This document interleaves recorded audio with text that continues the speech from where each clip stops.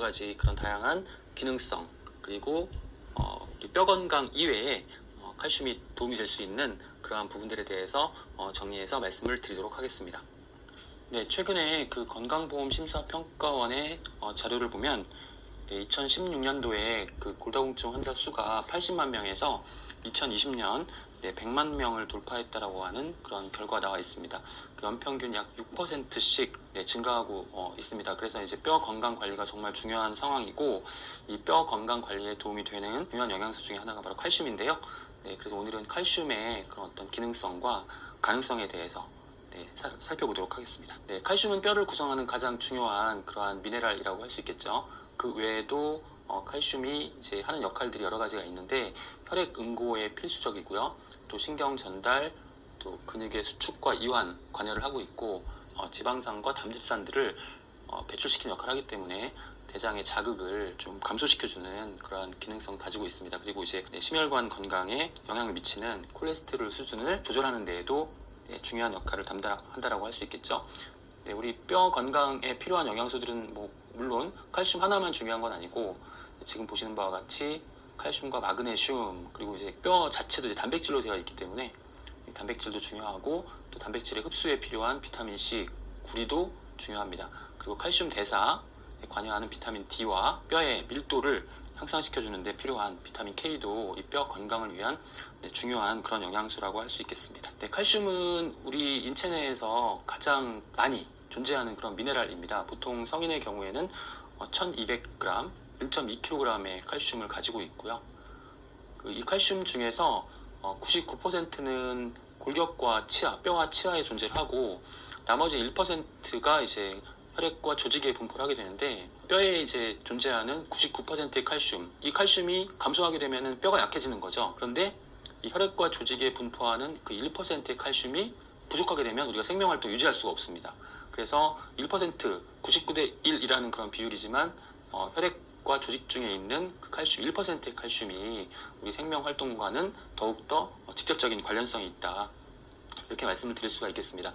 비타민 D는 칼슘의 대사, 흡수에 관여하는 중요한 그런 역할을 하기 때문에 비타민 D와 칼슘은 항상 이제 같이 나오게 되는 거죠. 또 칼슘의 흡수율은 상당히 낮은 편에 속합니다.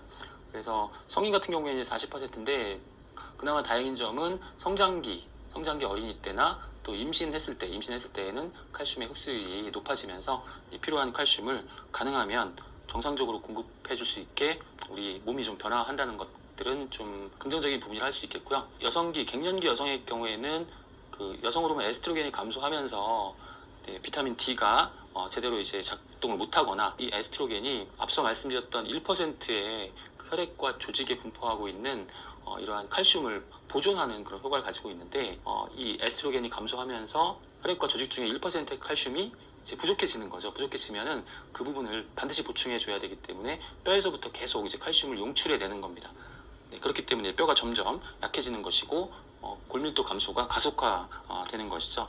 그래서 이제 중요한 부분은 우리나라 국민들이 전 연령대에서 칼슘이 부족해요. 전 연령대에서 칼슘을 보충하는 게 중요한데, 특히 이제 성장기 때 칼슘을 충분하게 보충하는 게 왜 중요하냐면, 우리가 젊었을 때에는 칼슘을 충분하게 보충해야만 우리 인생에 있어서 골밀도가 가장 높은 시기, 최대 골밀도를 이제 형성할 수가 있습니다. 그치? 그래프에서 보시는 것처럼 최대 골밀도를 형성해 놔야지 나중에 이제 골밀도가 감소하더라도 골다공증이 발생하지 않는 그 위험 영역에 진입하지 않게 되는 것이죠. 노령화에 따라서 골격은 당연히 손실이 되고, 뼈가 밀도가 떨어지기 시작하는 골 감소증 단계를 거쳐서 그 다음에 이제 골다공증이 되는 것이고요. 이 골다공증 상태가 되면은 이 척추뼈나 이제 골반뼈가 골절이 될 가능성이 높아지고, 이렇게 되면은 사망률이 급격하게 증가할 수 있는 그런 상태가 될 수 있기 때문에 칼슘의 관리가 상당히 중요하다는 말씀을 좀 계속 강조를 드리는 거고요.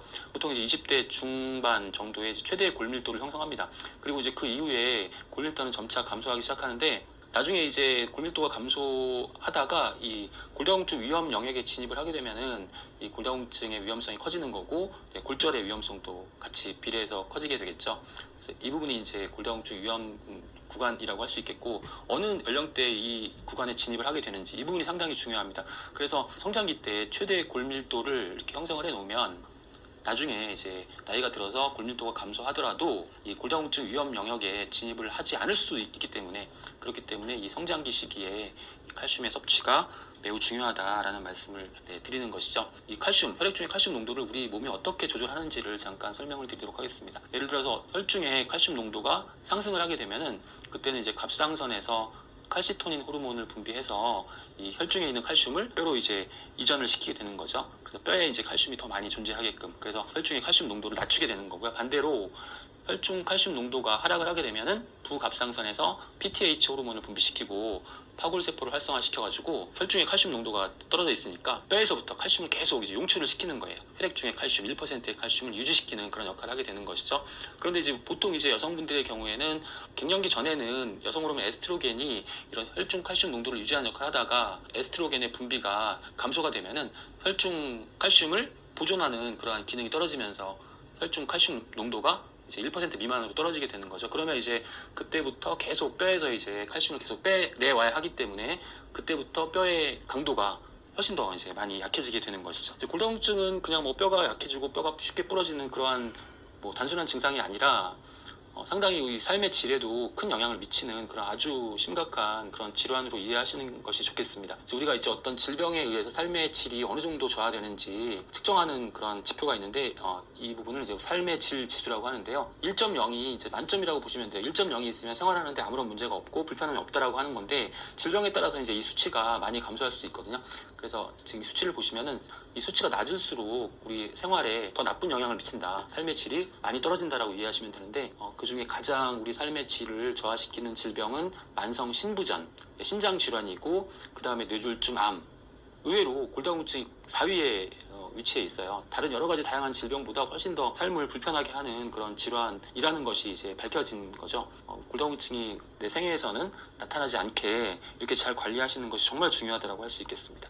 그렇지만 앞서 말씀드린 바와 같이 우리나라 국민들은 전 연령대에서 칼슘이 다 부족하다.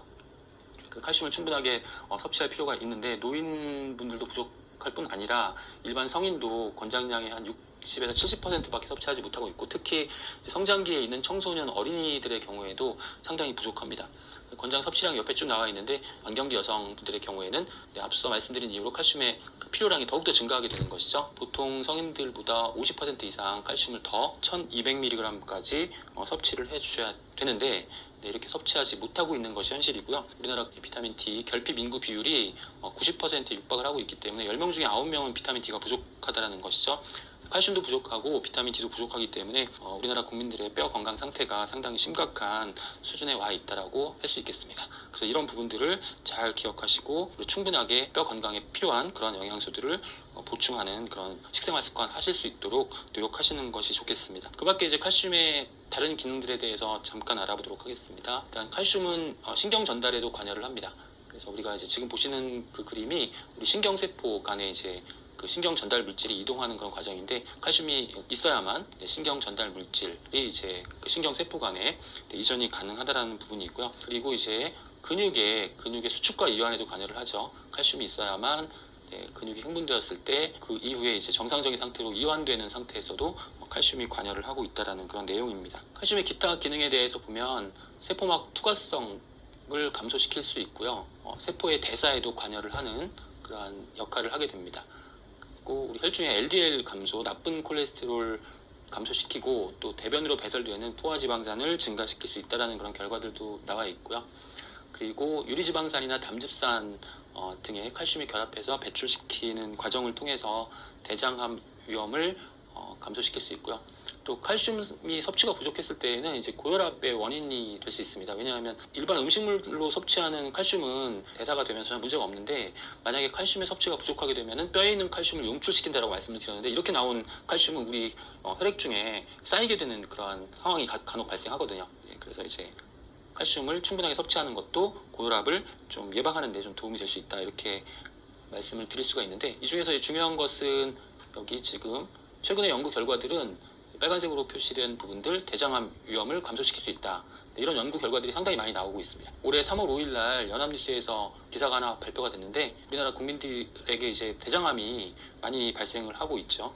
지금 남성 같은 경우에는 가장 많이 발생하는 암 3위이고 여성도 3위인데요. 인구 10만 명당 대장암 발생 인구가 45명으로 세계 1위입니다. 이렇게 이제 우리 국민들의 건강을 위협하는 중요한 암이기 때문에 이 암을 이제 예방하는데 이제 많이 관심을 가셔야 되고, 이 칼슘을 섭취했을 때 대장암 감소가 가능하다라는 그런 결과들이 발표가 되고 있고요. 그다음에 미국 국립암연구소에서는 칼슘을 많이 섭취한 그룹이 칼슘을 적게 섭취한 그룹과 비교했을 때 대장암 발생 가능성이 상당히 낮다라는 그런 결과들을 발표하기도 했습니다. 그리고 스웨덴 연구팀에 의해서도 비슷한 그런 연구가 진행되고 발표가 됐는데, 역시 칼슘 섭취량이 많은 그룹은 칼슘 섭취량이 적은 그룹에 비해서 대장암 발생률이 크게 감소했다라는 그런 결과들을 발표를 했습니다. 그리고 이제 우리가 이제 나이가 들면 근육이 줄어들면서 이제 여러 가지 건강상의 문제점을 발생시키게 되는데, 칼슘을 충분하게 섭취하게 되면은 근육 그 감소량도 적게 유지할 수 있고, 또 그렇기 때문에 근육 유지를 위해서도 칼슘을 충분하게 섭취할 필요성이 있다라고 정리를 할 수 있겠습니다. 이러한 근육의 칼슘이 어떻게 이제 근육 건강에 영향을 미치는지에 대해서는 잘 정리해 놓은 논문이 있어서 제가 이제 하나 소개를 해드리려고 합니다. 지금 이 논문에 이제 다음과 같은 이제 그림들이 나오는데요. 오스테오칼신이라고 하는 그런 성분 명칭이 나와요. 오스테오칼신 상당히 중요합니다. 칼슘과 관련된 그러한 중요한 영양소이기 때문에 이름 정도는 좀 기억해 두시면 좋지 않을까 이런 생각을 해봅니다. 이 오스테오칼신은 단백질 호르몬의 일종인데 뼈를 생성하는 조골세포에서 만들어지는 그런 물질입니다. 조골세포에서 오스테오칼신이 만들어지는데, 이 오스테오칼신이 많이 만들어지면은 건강상의 다양한 그런 유용성을 제공해 주게 되는데, 인슐린 생성을 증가시키게 되고요. 근육량을 증가시키고 지방 축적을 억제하기 때문에 다이어트에도 도움이 되는 것이고요. 그 다음에 포도당 지방 대사를 향상시켜주는 그런 역할을 하고, 또 오스테오칼신이 활성화되면 이제 그 지방세포에서 만들어지는 호르몬의 일종 아디포넥틴이라고 하는 물질도 같이 증가하게 됩니다. 오스테오칼신과 아디포넥틴은 항상 같이 따라다니는데, 이 아디포넥틴의 어떤 기능성도 중요합니다. 포도당 생성 축적시키고 지방 축적은 염증도 감소시키고요. 그 다음에 혈관에서 찌꺼기가 이제 쌓이는 그러한 부분도 이제 감소를 시키게 되고, 또 근육을 또 유지하거나 또 근육을 생성하는데 또 도움이 된다라고 하는 중요한 기능성들이 있기 때문에 이 오스테오칼신과 아디포넥틴 함께 우리 뼈 건강뿐만이 아니라 근육을 유지하는데 또 지방을 축적하는 것을 감소시켜주는 그런 역할을 한다는 점도 기억해 주시면 좋겠습니다. 근데 오스테오칼신이 어떻게 하면 잘 만들어질까, 이게 이제 핵심이겠죠. 앞서 보여드렸던 그림인데, 여기서 중요한 영양소 칼슘과 마그네슘이 필수적이고요. 그 다음에 비타민 D와 비타민 K가 충분하게 제공이 되어야만 이렇게 오스테오칼신이 만들어져서 우리 몸에 필요한 곳에 이제 잘 전달을 해줄 수가 있겠죠. 이 과정에서 이제 이런 영양소만 충분히 섭취한다고 이제 오스테오칼신이 만들어지는 것이 아니라 체중 부하 운동을 같이 하시는 것이 중요합니다. 그래서 자전거, 등산, 걷기, 달리기, 줄넘기 등과 같은 뼈에 좀 자극이 될 수 있는 그러한 운동을 하면서 이러한 영양소를 충분하게 섭취를 해주시면 우리 오스테오칼신과 아디포넥틴 형성에 도움이 돼서 다양한 그런 건강상의 유용성, 이러한 부분들을 우리가 잘 활용할 수 있게 되는 것이죠. 오늘은 그 칼슘의 그런 다양한 기능성과 또 가능성에 대해서 말씀을 드렸는데요. 우리 뼈 건강 이외에 우리 칼슘이 꼭 필요한 그런 건강 분야가 상당히 많이 있다라는 부분들을 기억하시고, 우리나라 국민들 칼슘의 섭취가 상당히 부족하니까 평소에 칼슘을 충분하게 섭취할 수 있는 그런 식생활 관리 잘 하셔서 건강한 생활 유지하셨으면 좋겠습니다. 감사합니다.